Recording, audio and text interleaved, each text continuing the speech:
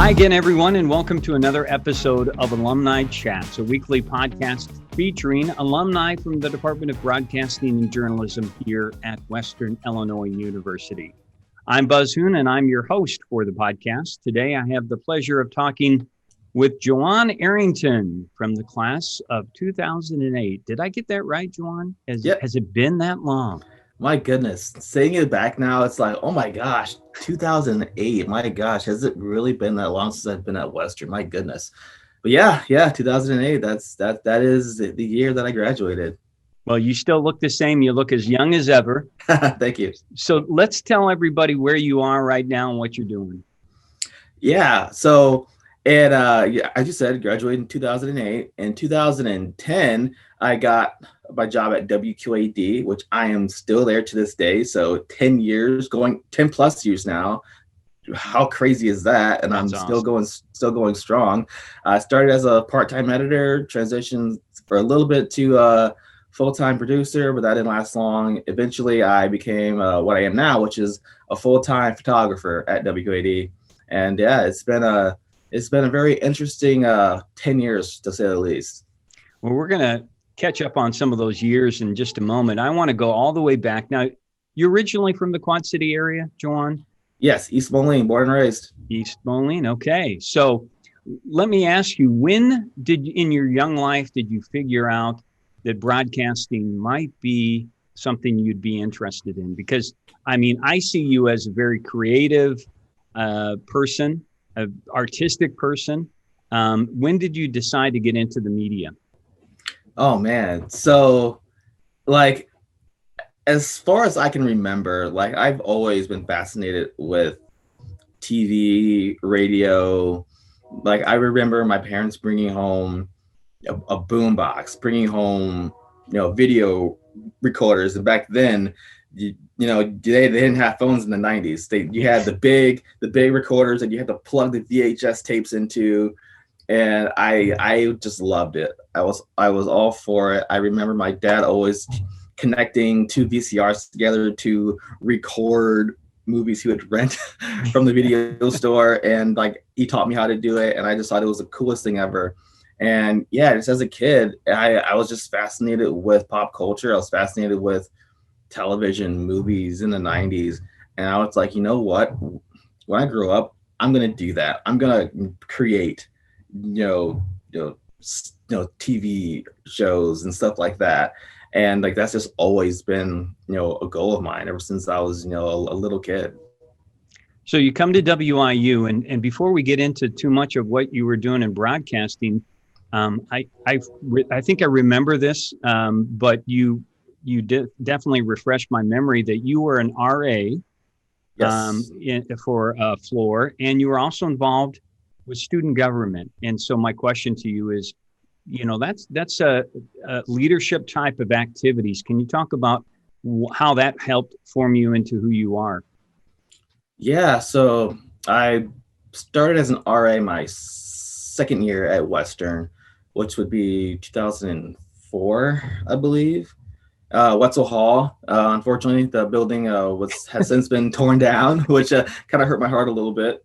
But yeah, great memories down in Wetzel Hall. Learned a lot about building communities, learned a lot about conflict mediation, learned a lot about, setting an example, learned a lot about, organizing, putting together events. That was a big part of being an RA, was holding events for students to participate in so they have something positive to do, especially during the weekends, because at Western, things can get a little bit rowdy on the weekends. So it's always trying to find, good things for students to take part in, so they didn't have to, risk getting in trouble. And yeah, I just love, being a part of a team. I love being, the guy, so to speak. I'm very comfortable in that role, and and because of all the things that I did, my second year as an RA, I actually ended up being recognized as RA of the Year Nice. through all the different things that I did with the guys on my floor and helping out some of the other students, kind of pseudo mentoring them so that they can become RAs themselves. And actually, one of the guys who I worked very closely with. My second year, he became an RA, and then he became RA of the year the next year. So it was really cool. Well, that's awesome, because I can tell you, I remember a few of my RAs, and I don't think we treated them with that type of respect, and it does really show a lot about your ability to mentor young people, and I appreciate that. So you tell us a little bit about what you were doing in Salee Hall back in the day. What were you involved with? What do you remember in terms of faculty or other students? Yeah, so like I remember because around this time, because I was at Western at the same time as Denise Nitka was actually. I remember seeing her there, as a student. So it's so cool that that she's now an anchor at Channel 8 as well. So yeah, she was there. I know, Anthony Panacucci, another coworker of mine. He's there as well. There've been a couple other Western grads that have come through WQAD. They're not there anymore now. John Reedy is one of them as well. He has since moved on. But I was also involved in the radio. It wasn't my thing; was more TV. But I did do a show on the dog back in the day. Yeah. That was a fun time.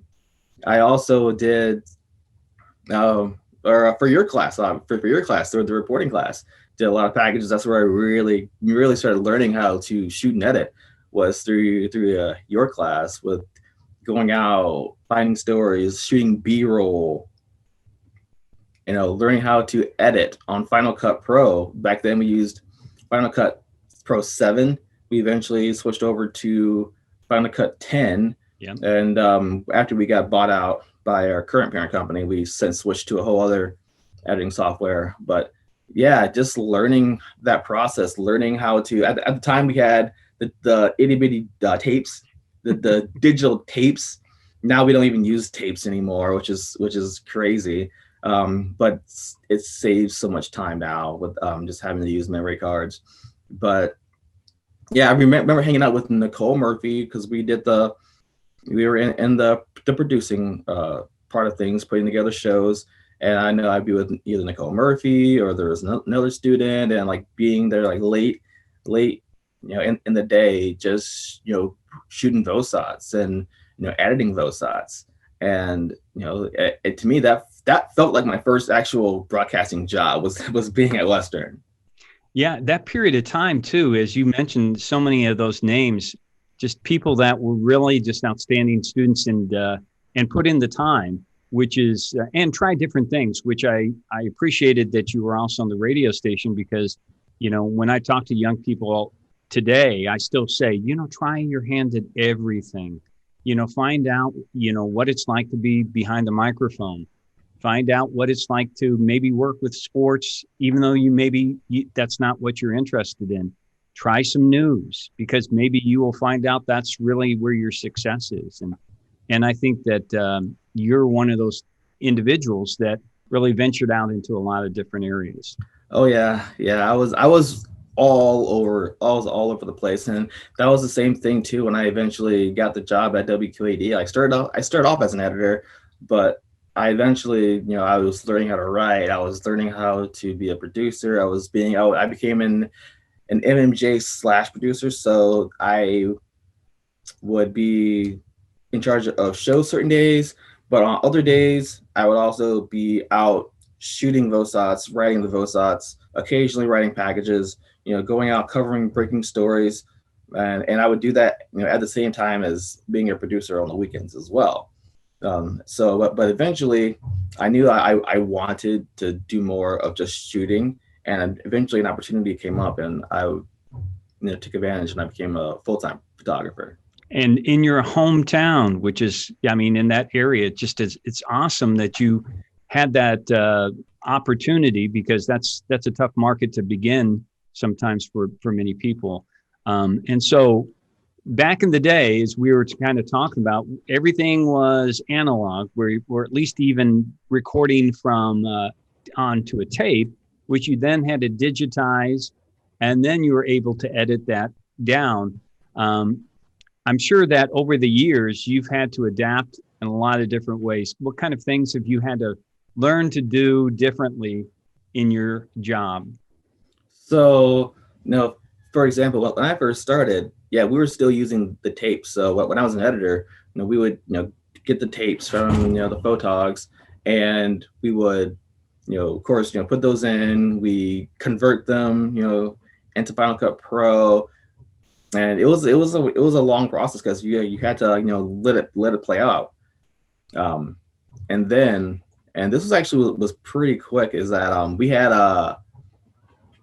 it was called airspeed, and what that is like when because the editors back then, when you're done editing, you would punch through the show. It's kind of like how we used to do back at the NWIU, but everything was already in the system, but they had to have someone manually like play videos, play shots, and all that. So you had to like make sure you were listening to the cues on your headsets so that you know exactly when everything had to play. And I remember at the end of each show, like the producer would write down like certain stories that they wanted to have archived on the tapes. So it would be our responsibility to make sure that we go through each show, and we actually would go back and archive the stories and record them onto those tapes. And we still have those tapes. They're like buried, back in the station somewhere now. When we pull them out, occasionally. But eventually, I think it was 2011, 2012. That's when we switched over digitally. We got brand new cameras. All of them run off SD cards now. And I remember them saying that everyone would have to learn Final Cut Pro because they use Avid at the beginning, and it's like I already know how to use Final Cut Pro because I use it at Western. So no, that was a very smooth transition for me. Nice. Yeah. And so yeah, everything moved to our online cloud servers. That's where all of our video ended up getting stored, was a cloud called Tons.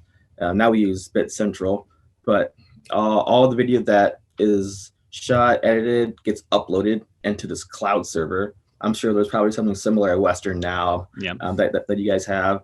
And everything just plays through that cloud server, and they don't need anyone to play it manually. It all just gets done, automatically now. So it's like a lot has also changed in the actual studio room as well. When I first started, there were actual PAs that would run the studio cameras, running teleprompters. Well, now all that's robotic, and so unfortunately, we don't have those people there anymore because everything is done automatically. Even the anchors now, if they want to, they can run prompter themselves because it's just a little remote now, and they can control the remote. Trying to think, there's so many other things that have happened. And Jaawan, you've had an opportunity as a videographer to see a lot of interesting things, meet a lot of interesting people as well. What are some of the things that you like to tell at family reunions, or when somebody wants to hear some stories? Well, the one thing I would say is that getting to meet Seth Rollins. I'm a big wrestling fan. Yeah. So getting to see Seth Rollins here, who also lives here in the Quad Cities, and being able to interview with Seth Rollins is super cool as well.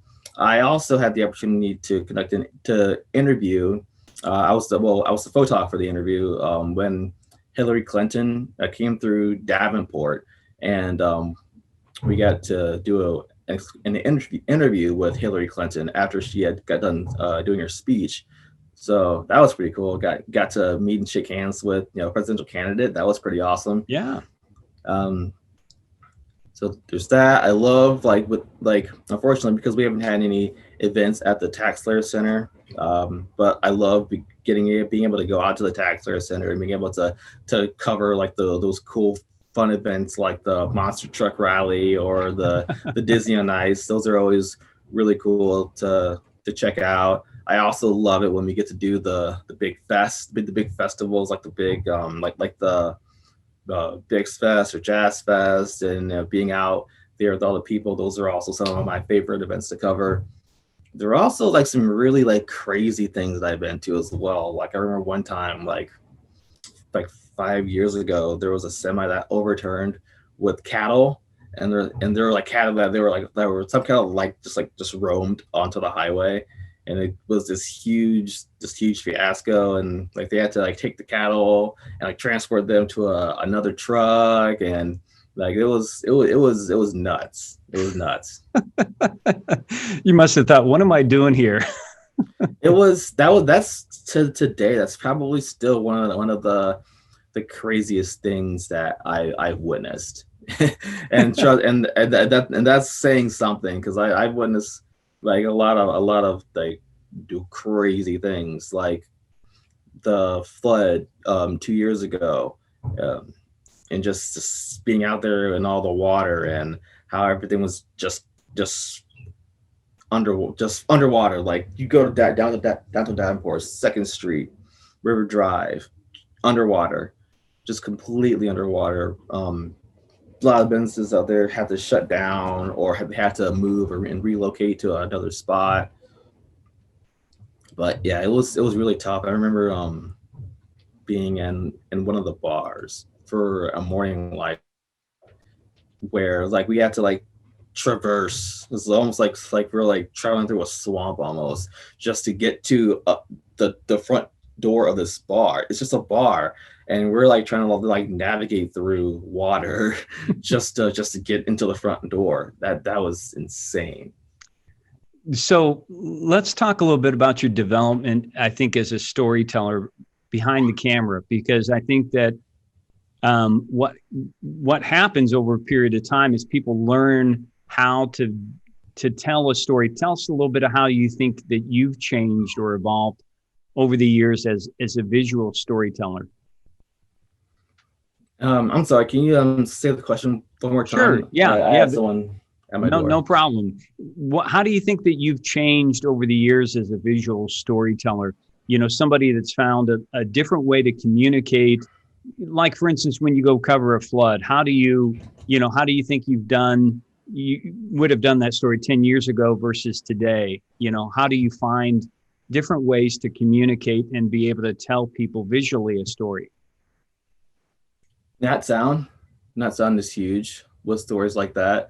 You know, even if it's the ripples from the water, or getting people on the streets, or as they call it, man on streets. Getting that type of reactions from people. Just finding, you know, just those little things that you can use to really make your story that much more interesting. Um, Trying to find a good example for you.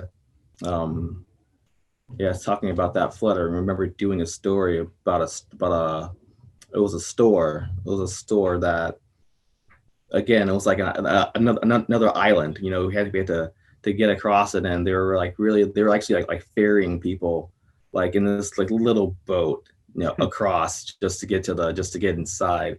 And just so like just being in that boat and going across. And also a big thing is drones as well, being able to fly. I don't know if you guys fly drones at Western, but all the photogs at WQAD are certified drone pilots. So, and we all have our own drones that we are provided.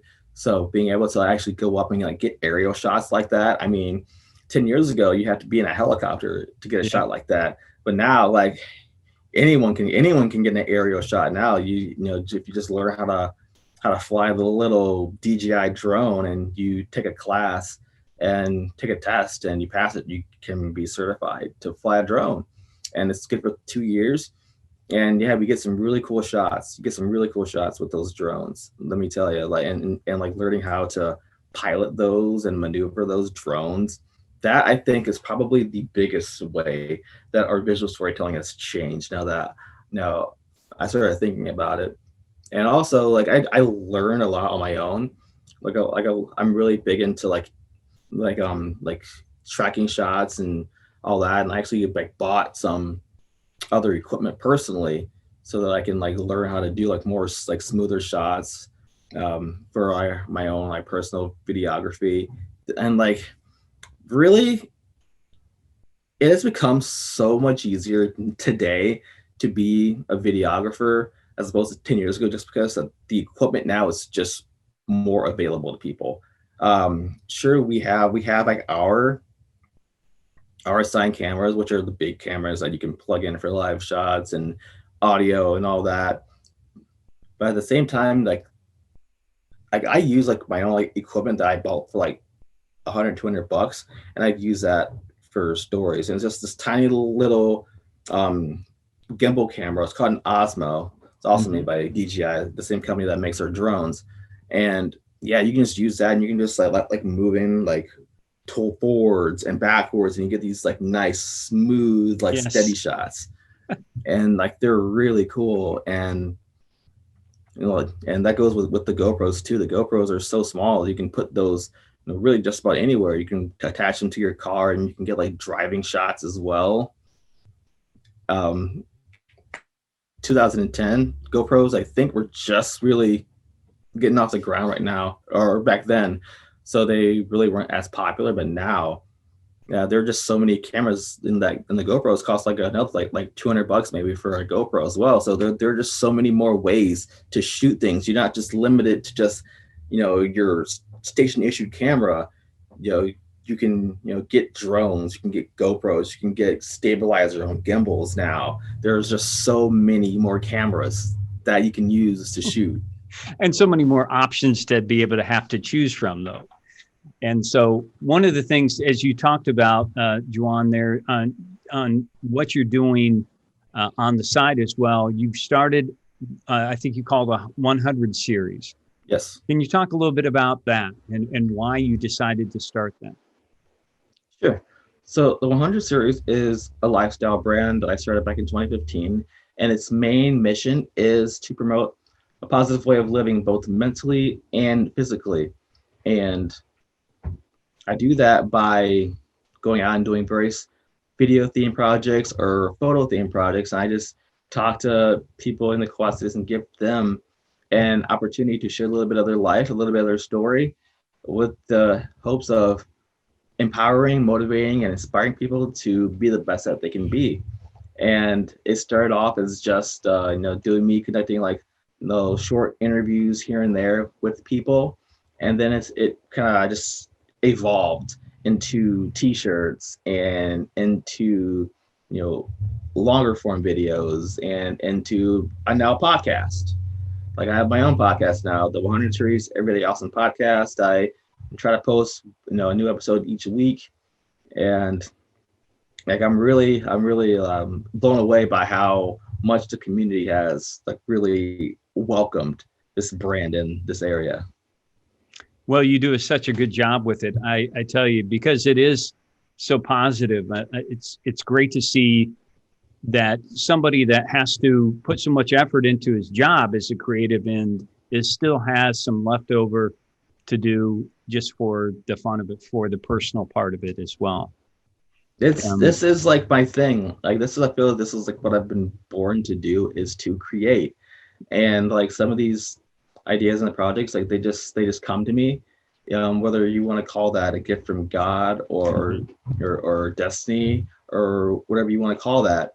I truly believe that I was put on this earth to create, to be a creator, whether that's putting together stories and the news world or creating my own content and my own endeavors. I truly believe that I'm supposed to be creating. So I need to create. I need to get these ideas that are rolling around in my head. I need to like make them real, That's awesome. Let me ask you, as we're getting towards the end here, Jaawan, what kind of advice, recommendations might you have for students in today's media world as they venture out? I would say find a mentor, find someone. It doesn't have to be necessarily where you work at, but just find someone that you trust, that you can bounce ideas off of. If you're maybe questioning yourself about what you're doing, someone you can ask questions with, someone who has been down the road that you're going down, and can give you some tips, some pointers. about things that you can do to get you to the next level, to improve yourself. I know I wish I would have had like a really good mentor when I was coming up in my earlier days. Would have saved me a lot of trouble, a lot of trouble on the back end. Let me tell you. But another thing I would also suggest is that you just have, positive attitude, have a good attitude, carry yourself well. Good character will take you farther. Or let me say it this way: having good character will do more for you than having good skill and bad character. Let me put it that way. Amen. Because I know that there are a couple instances where I could have had my career ended earlier at the station, but because I had good character, they continued to believe in me and they gave me a chance, and here I am today. So just make sure that you guys take care of your positive mindset, and make sure that you guys are carrying yourselves in a way that people will look up to you and will know that when they think of your name, are they going to think of this person is a person of good character, or is this a person that has a bad attitude and I don't really want to work with? Keep that in mind. Well, Jaawan, I think that you're sort of the icebreaker. You're the tip of the boat that's leading the place for others, and that's what I appreciate. While you may not have had somebody mentor you, you are breaking the way for others, and certainly through your creativity, through your performance. And one of the things I say to our young people that are in classes, go out and do great things. And what I see you doing are some great things, and I am very proud of that, and glad to see you doing so well. Thank you a lot, Buzz. It means a lot. It means a lot coming from you, especially because you're one of the ones who taught me back in the day. So that means a lot, Buzz. So thank you. You bet, Jaawan. Well, thanks again for joining the podcast. For our viewers, make sure to join us again next week when we'll have another talk with another alumnus from WIU. Until then, stay safe, take care, and God bless.